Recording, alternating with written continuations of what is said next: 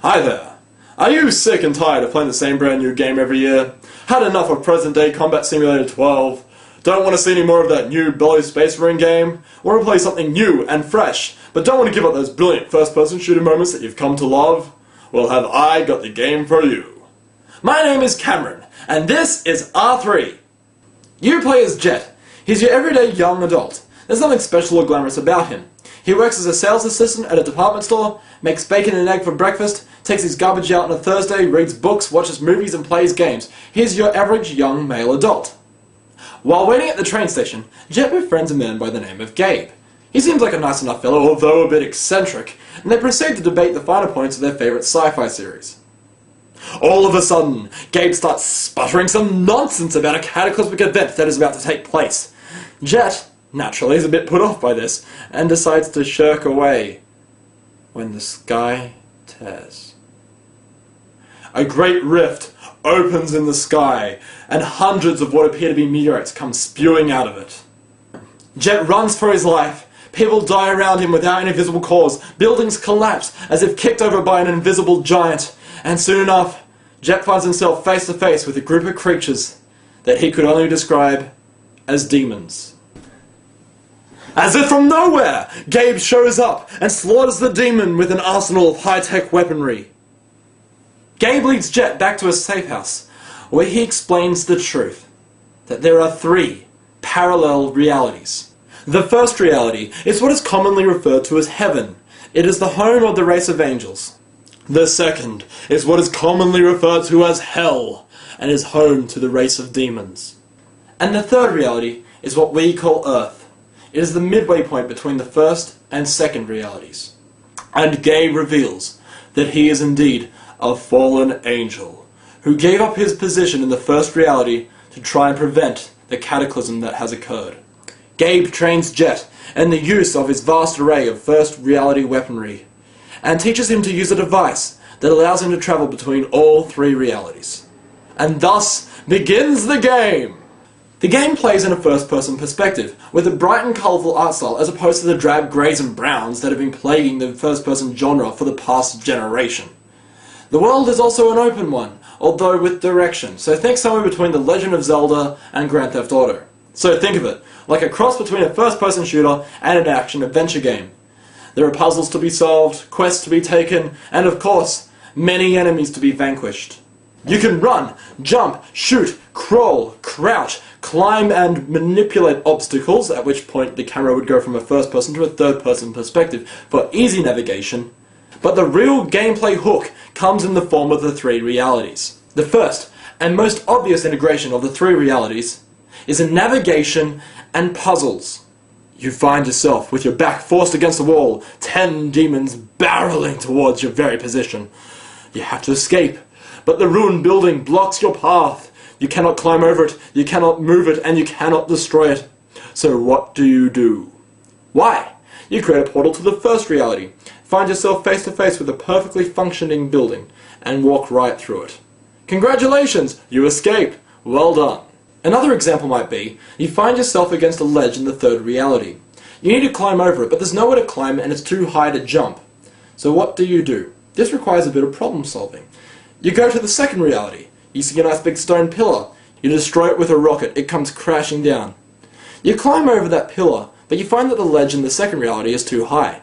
So you travel back to the third reality, climb over what is now revealed to be a destroyed building, that you destroyed, by the way. Climb over that, and then you can climb over the ledge. It's high enough, and you are scot-free. Now what you might have gleaned from this is that what affects one reality affects another reality. Now you might be thinking, Cam, there are other games that have done this. Other games where one reality affects another. And quite right, you are. This is not entirely new. And of course, merely having 3 realities does not make it new either. What makes it new is how it's executed. In every other game where there's been more than one reality, there's been one fatal flaw.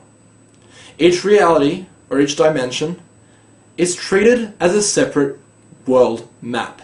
Meaning that every time you want to travel between these realities, you have to go to a certain waypoint and enter a loading screen. This game does things a bit differently.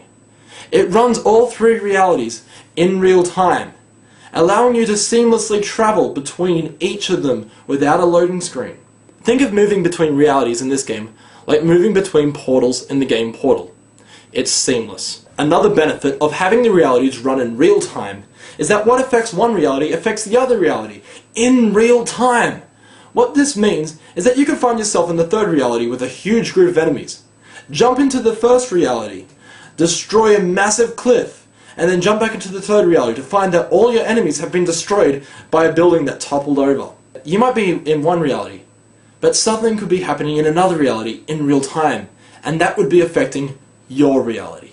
A way this could be used is in a really cool boss battle. You find yourself in a street in the third reality, when all of a sudden buildings start getting torn apart and rubble starts flying everywhere. You cannot see the cause. You cannot hit whatever is doing it with your weapons. So you jump into the second reality to find a greater demon running down a valley, destroying the cliffs as it runs past, barreling towards you.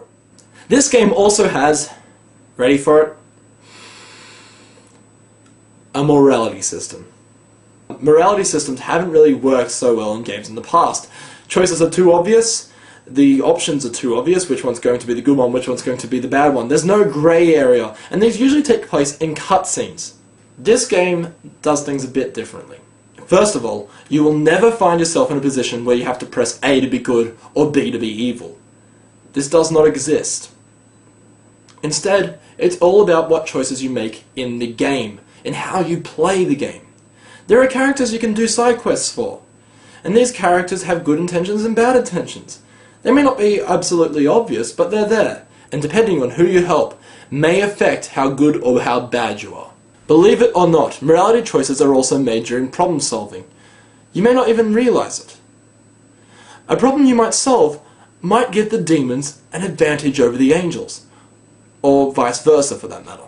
The reactions of the other characters will tell you how good or how evil you are. Some humans might flee you on sight if you've been particularly evil, or may simply just not talk to you if you're a bit more in the grey area. Now you might be going, Cam, if I'm trying to play a good character, why on earth would I help the demons? Here's the thing.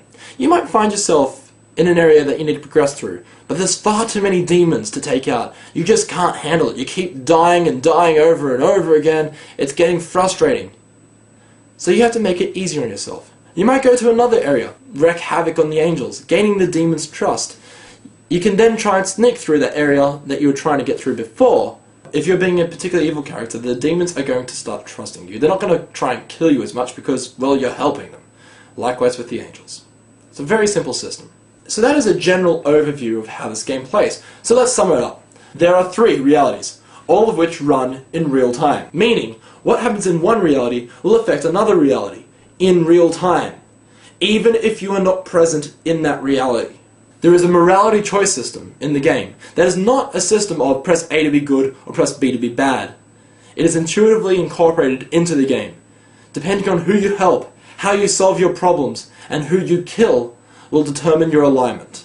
It is a blend of first-person shooter and action-adventure RPG game styles. The world is an open world, but is direct. You can take on side quests given by other characters, whether they be demons, angels, or humans. And that was a rundown of R3. I anticipate the day it becomes a reality, and I hope you do too. I have been Cameron, thank you for listening, and stay cool!